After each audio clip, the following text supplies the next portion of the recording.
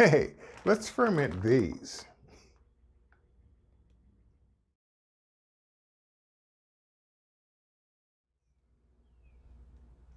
Hi, I'm Charles, and welcome to DIY Fermentation, your site for doing fermentation on a shoestring budget.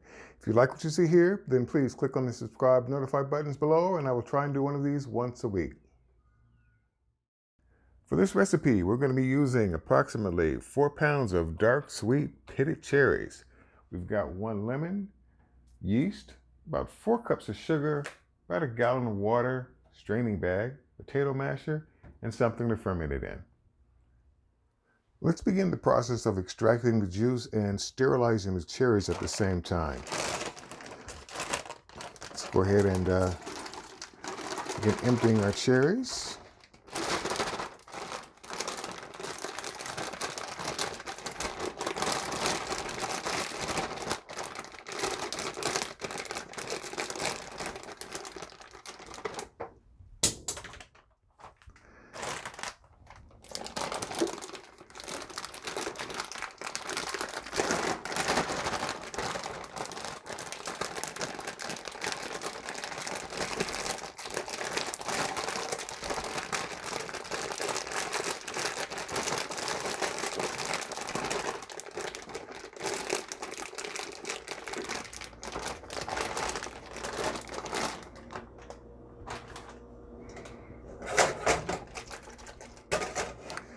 And let's go ahead and add our water.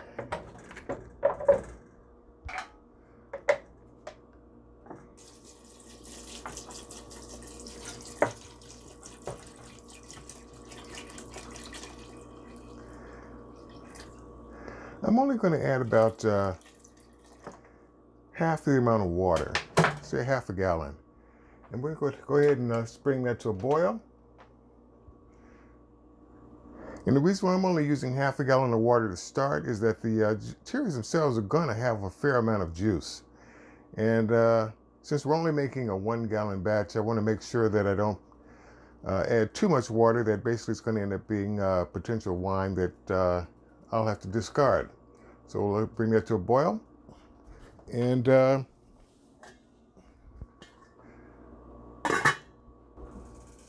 okay, it's been a good about 15 minutes. Let's see how we're doing. Okay, not bad. Nice good boil. Let's go ahead and turn the heat off. And yeah,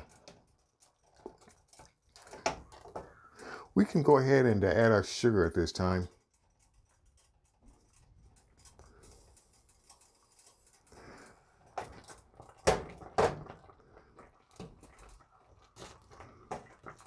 I'm going to go ahead and switch spoons for a hot second because I just want to check out the color of this juice. Not bad. Not bad at all. Go ahead and let that come down to room temperature, and now we'll move on to the next step. Now that our cherries have come down to room temperature, or close enough, we're just going to go ahead and strain it.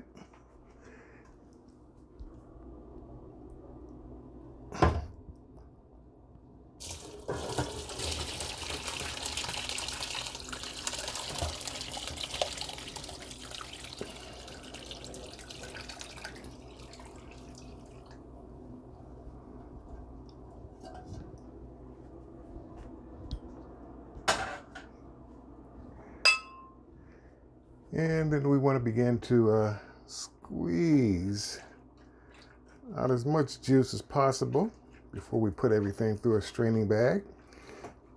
If you have a fine mesh strainer, good for you. But all I've got is this strainer and one that's a little bit finer but not big enough. So I'm just going to mash up these berries just a bit.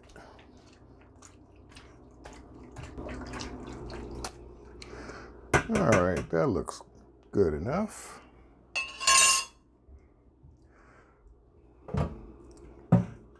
Let's remove the mashed cherries off to the side a little bit. Come back to these later. the next thing we want to do is go ahead and put this in our fermenter. Let's see if I am good enough to be able to pour all of this in without spilling it all over the place. So far, so good.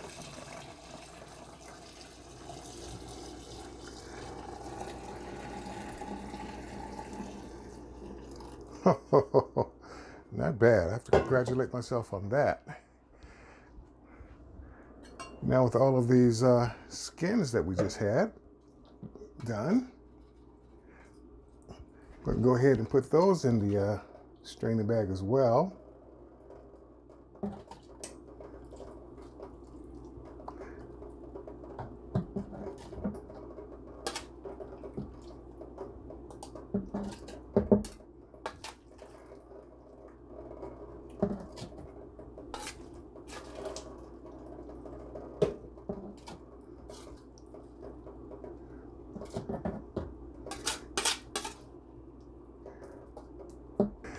All right, now that everything's in the straining bag, let's see if we can go ahead and tie this off.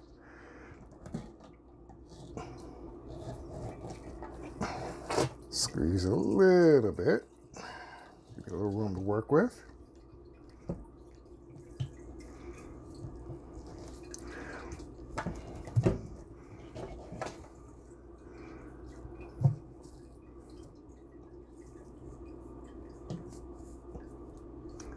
Good enough.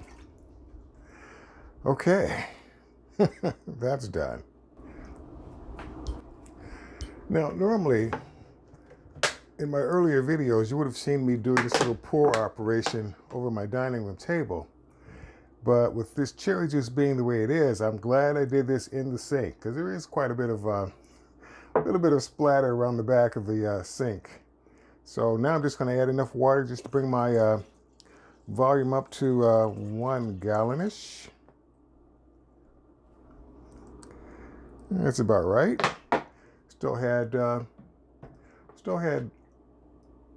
a little bit more than 1/4 of the water left. I can make adjustments later if I need to adjust my my original gravity reading for more or less sweetness. Let's go ahead and add our lemon juice.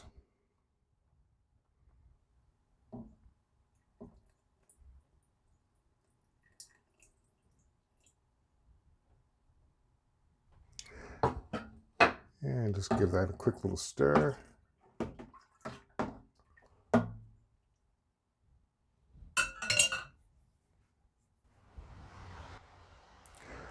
I took a gravity reading at this point and came up with 1.112.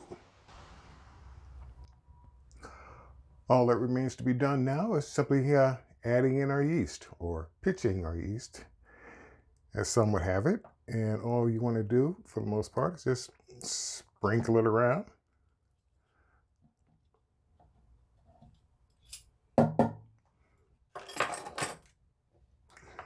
Put your cap back on, nice and tight.